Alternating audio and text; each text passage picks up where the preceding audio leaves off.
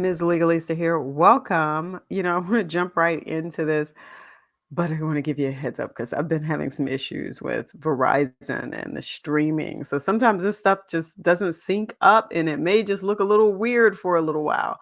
But this is out of the ordinary. 35 strangers added as authorized users to this woman's account. What is going on? Now, I have covered some really weird things, obituary scams, pool scams, and now 35 unauthorized users. I don't know what to say. Let me open this up so that we can go ahead and hear what's going on so that we can talk about how best to protect yourself from this sort of stuff. And I-Team reporter Melanie Woodrow is here with a story that sounds shocking. Yeah, Larry and Kristen, this woman says that she doesn't even have her kids as authorized users on her credit card. So you could imagine her surprise when 35 names she's never seen before got added to her account. And that's not all that happened. Marsha Rhodes, Chantella Brown, Tawana Rogers, Sean Jones. They're not friends or family. Taylor Elliott, Derek Marble. 35 names. Angela Crawford, Brandon Hemphill. Jody Hayes has never heard before. Alicia Fuller, Kevin Amwanga.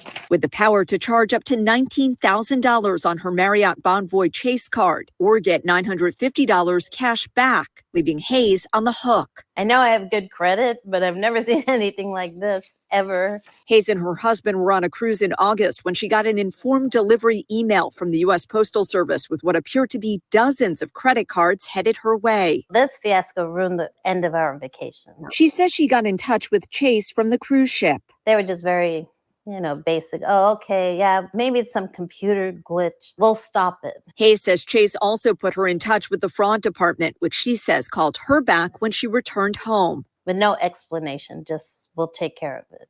We'll send you a new card, a new number. A response that was less than satisfactory to her. I wanted them to send an email. Did you authorize all these people to be on your credit card? And I wanted them to say, we'll investigate it. In an emailed statement to 7 on Your Side Investigates, a Chase spokesperson wrote, quote, "We monitor customer accounts for suspicious activity and promptly contact them if something unusual is detected. In this instance, our vigilant customer alerted us first. We closed the unauthorized cards, issued a new account and card, and apologized for the inconvenience caused during her vacation. We put Hayes in touch with the United States Postal Inspection Service." My immediate reaction is that sounds like an identity fraud scheme. U.S. Postal Inspector Matthew Norfleet says using the mail for any kind of fraud scheme is a crime which carries up to 20 years. He says the perpetrator could be overseas or right here in Contra Costa County. Search warrants, surveillance, grand jury subpoenas, those are all tools that we use to investigate fraud schemes, big and small. The scheme didn't end with these Chase cards. Capital One, Discover, Citibank. I got from every bank and application. All denied. Not enough credit history. But the names on the applications now sounding more familiar. All of these names are the same as some of the people on the credit cards they sent. A lot of repeated names. Brittany Jackson, like 4 times. Once somebody's figured out a fraud scheme, they're going to do it as many times as they can. It's not clear if the fraudsters were planning to steal Hayes' mail. But in addition to informed consent, she also happens to have a lockbox on her mailbox. And while no mailbox is perfectly secure, the U.S. Postal Inspection Service says Hayes did a lot of things correctly. In addition to a lockbox on your mailbox, an informed delivery, which lets you know what mail is headed your way. The U.S. Postal Service also recommends having your mail held at the post office when you'll be traveling. The other thing that this woman did was freeze her credit, and that's a good tip here as well. Yeah. All right. A whole lot to unpack there.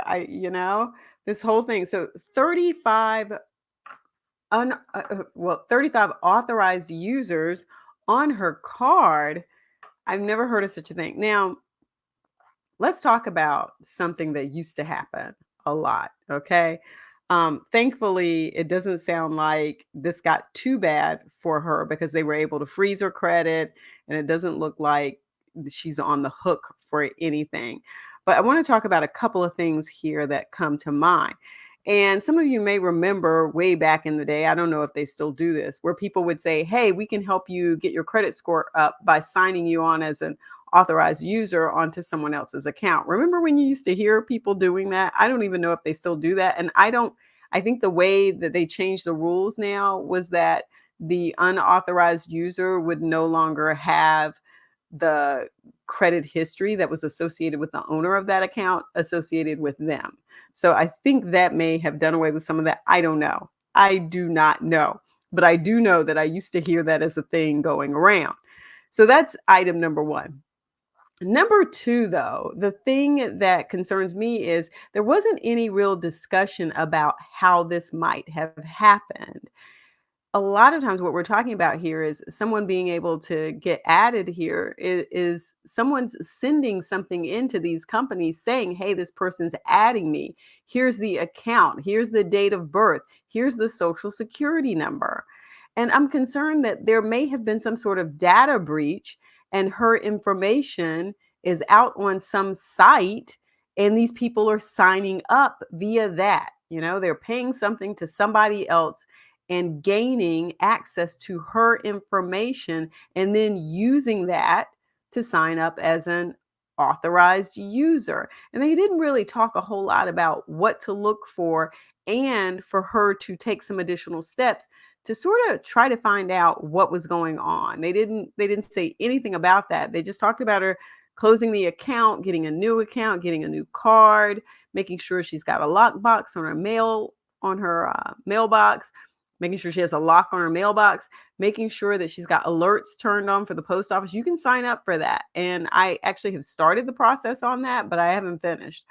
And yeah, well, there are a lot of things you can sign up for on alerts now. Your bank account, you can sign up for alerts on that. You can, in some jurisdictions, sign up for alerts when someone files something against your property. And now you can sign up for alerts from the post office. So you're just going to be getting alert, alert, alert all the time when these things are going on. But it's a good thing because at least you can have knowledge of what is going on. Now, in her case, they did talk about the things she was doing right, but they didn't say anything about how this might have happened and what she might need to do to check into that. So we'll see. We've got some information here. I'd like more information on the other side, but at least this, again, keeps us up to date with some of the scams that are going on. Be mindful. Check your credit report. Make sure you don't have other people now signing on as authorized users on your account. Just imagine if those 35 people had gotten that $950 cash back. How much is that? Oh my goodness. Let's add that up and see. That's $33,250.